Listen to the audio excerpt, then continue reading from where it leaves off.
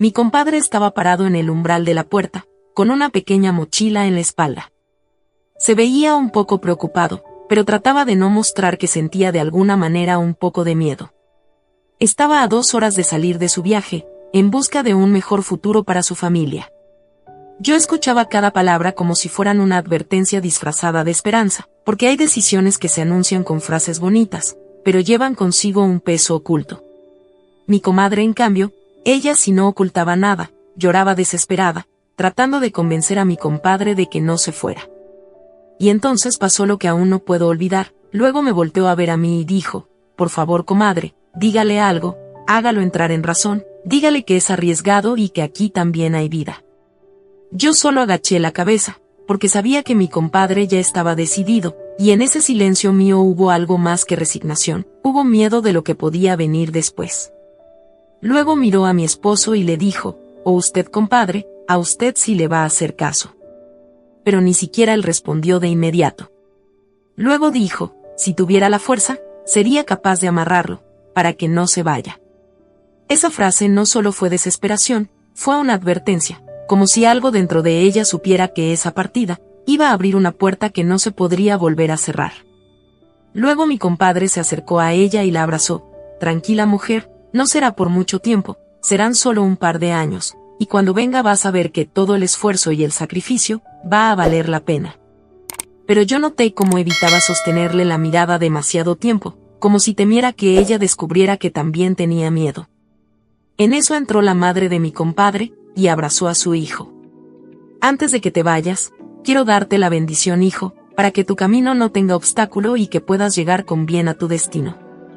Mi comadre suspiró profundo, sabiendo que por más que hiciera, no podría detener a su marido, y en ese suspiro hubo una aceptación amarga, como quien pierde antes de pelear.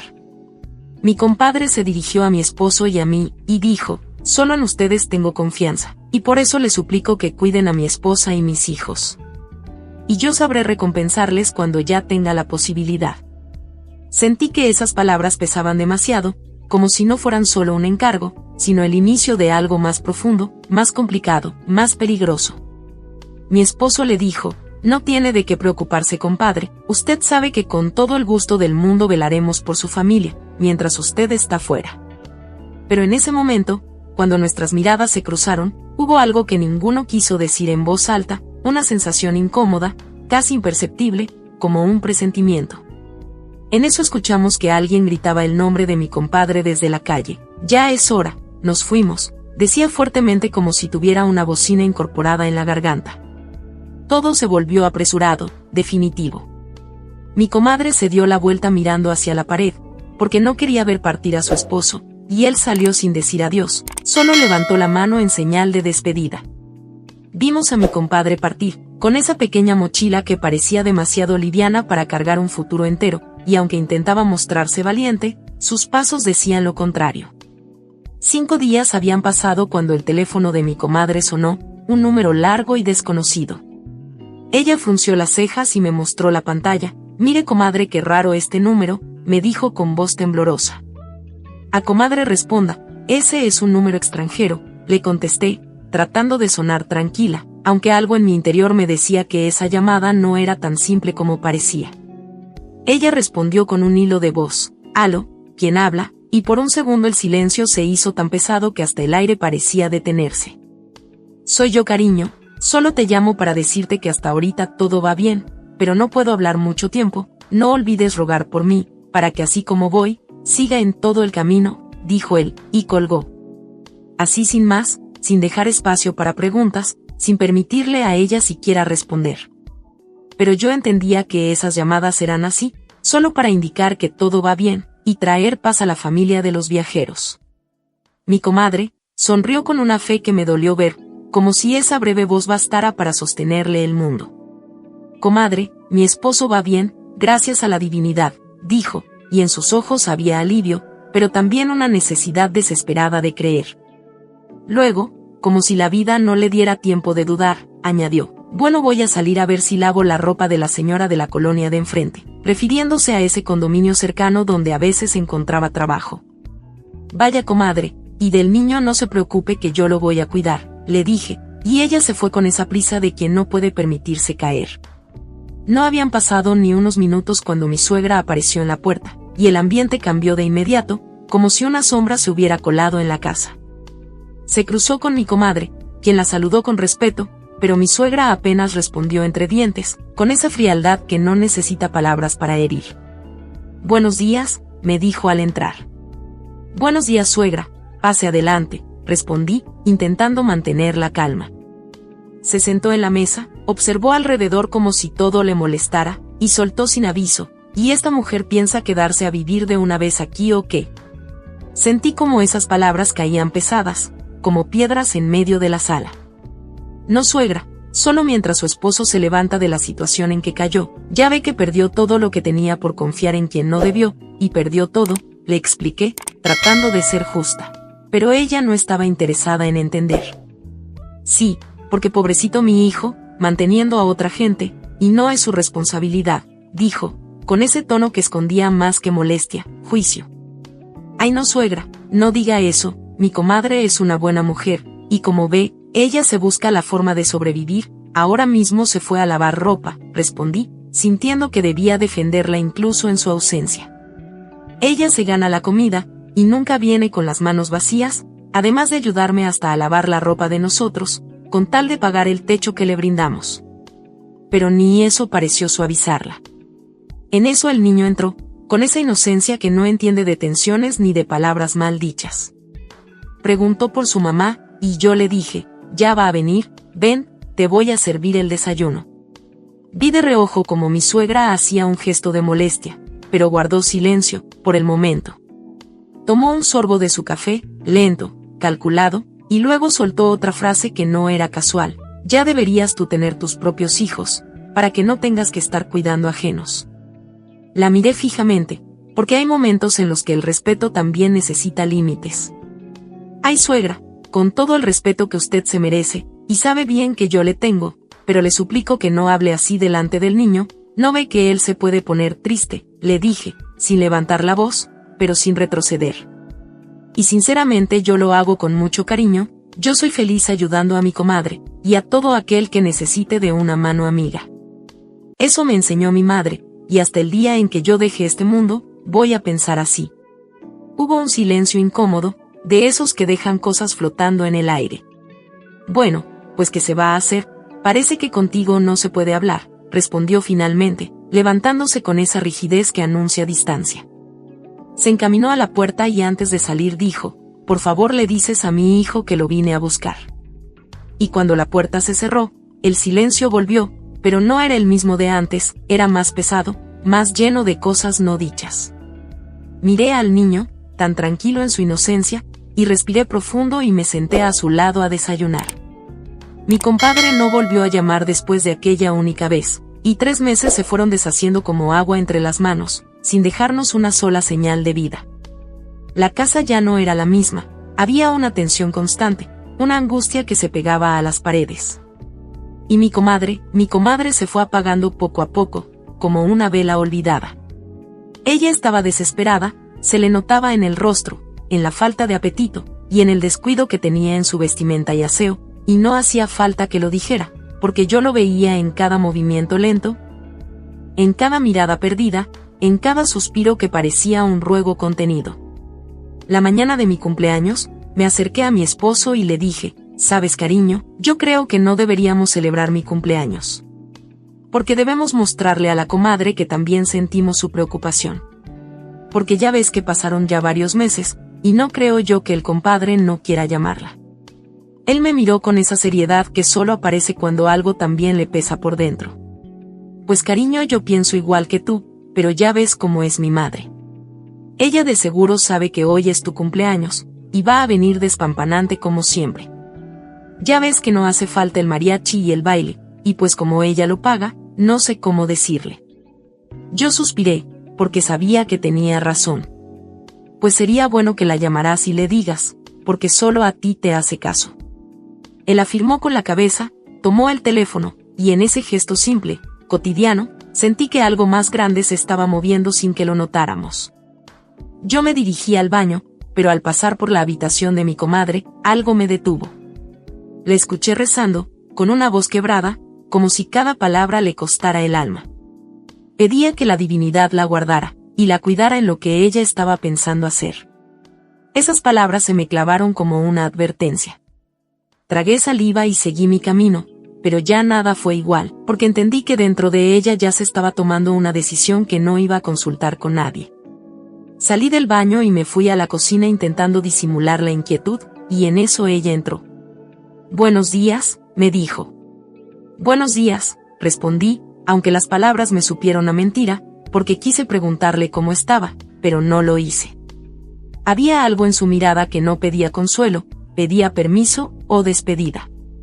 Entonces me soltó aquello que yo, en el fondo temía escuchar. «Comadre, quiero que usted me haga un favor, ¿podría usted hacerse cargo de mi hijo? Yo pienso ir a buscar a mi marido, siento que él ya no está vivo, pero quisiera por lo menos saber qué le pasó, para poder llorarlo». Sentí como el corazón se me encogía, como si alguien lo apretara con fuerza desde adentro. «Ay, comadre, no diga eso», le respondí, pero mi voz no tenía convicción, porque una parte de mí también había empezado a sospecharlo. Demasiado tiempo, demasiado silencio. En ese momento, como si el destino no diera tregua, mi suegra entró con el rostro desencajado, cargando su propio mundo de prioridades. «No puede ser que por ella no se va a llevar a cabo la fiesta de tu cumpleaños», dijo mirando a mi comadre. La miré intentando contener lo que sentía. «Por favor, suegra, no es el momento de hablar de eso. Además, yo no quiero fiesta ahora, hay otras cosas más importantes que eso». Pero antes de que la discusión creciera, mi comadre intervino, con una serenidad que no era calma, era decisión. «No, usted no tiene por qué dejar de disfrutar lo que ellos con cariño quieren celebrarle». Luego volteó a ver a mi suegra, y en su voz hubo un respeto que dolía más que cualquier reclamo. «Señora, no sé cómo voy a agradecer por los favores que me han hecho.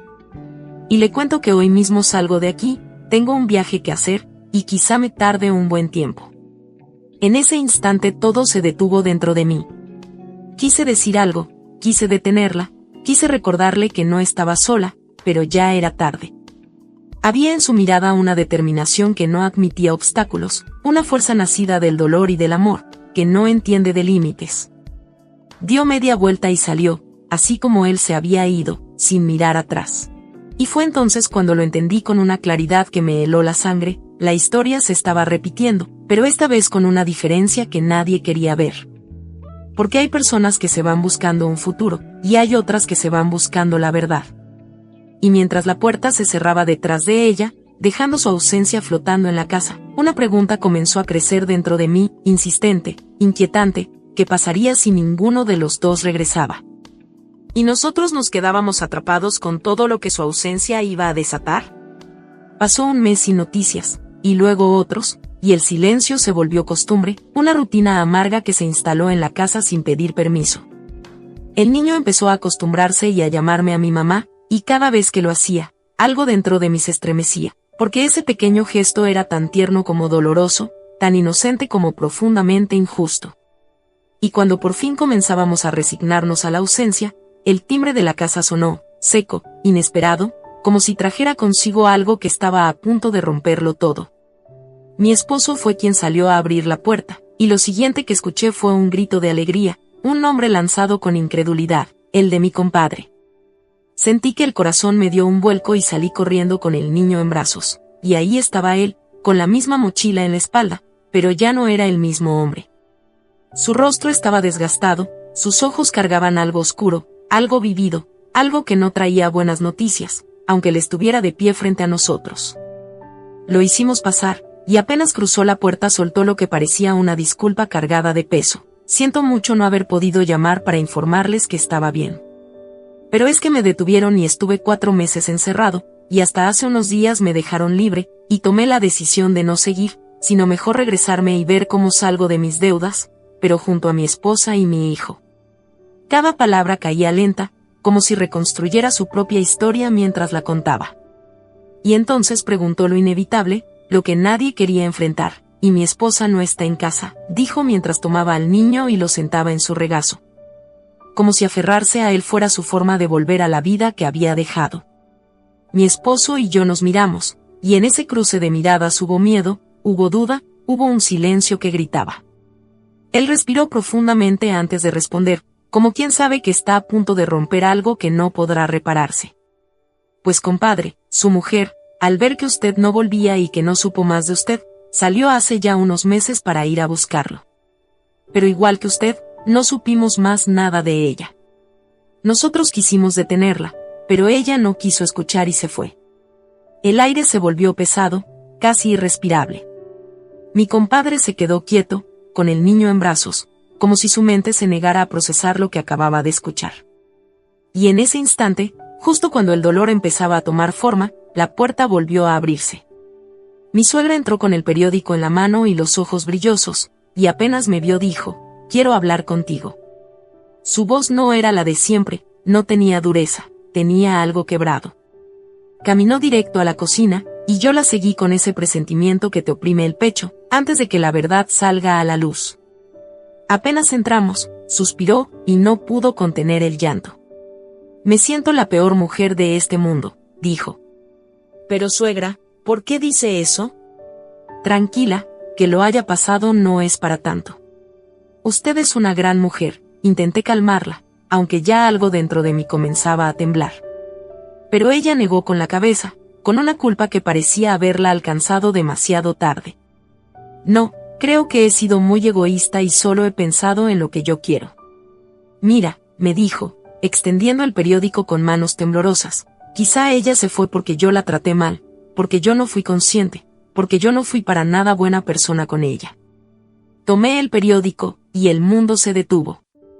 Ahí estaba la foto de mi comadre, su rostro inmóvil atrapado en tinta, acompañado de palabras que no necesitaban explicación. Se había perdido en el desierto, y el desierto terminó siendo el lugar donde cerró los ojos para siempre. Sentí que el aire desaparecía, que el tiempo se quebraba en ese instante, que todo lo que habíamos vivido se condensaba en una sola verdad, imposible de aceptar. Afuera, en la sala, estaba mi compadre, sosteniendo a su hijo, sin saber que el destino le había jugado la peor de las ironías, regresar para encontrar solo ausencia. Y mientras el llanto de mi suegra llenaba la cocina, mientras el periódico temblaba entre mis manos, entendí algo que me heló el alma, que no todos los sacrificios construyen un futuro, que algunos solo dejan ruinas, culpas y preguntas sin respuesta. Porque ahora quedaba lo más difícil, lo verdaderamente imposible, salir ahí afuera, mirarlo a los ojos, y decidir cómo decirle que el amor por el que lo arriesgó todo, ya no lo estaba esperando. Tú que estás allí recuerda que a veces, en la búsqueda de un futuro mejor, se toman caminos que separan más de lo que unen. Vive la vida tal cual te tocó y no pongas en riesgo lo más valioso de este mundo, la familia. Quiero darte las gracias por escuchar y dedicar tiempo a mis relatos, y antes de despedirme, quiero recomendarte a que te suscribas a mi canal y que actives la campanita, sin olvidarte de oprimir el pulgar arriba, como muestra de que ha sido de tu agrado. Un fuerte abrazo de tu amiga Lucy, hasta la próxima.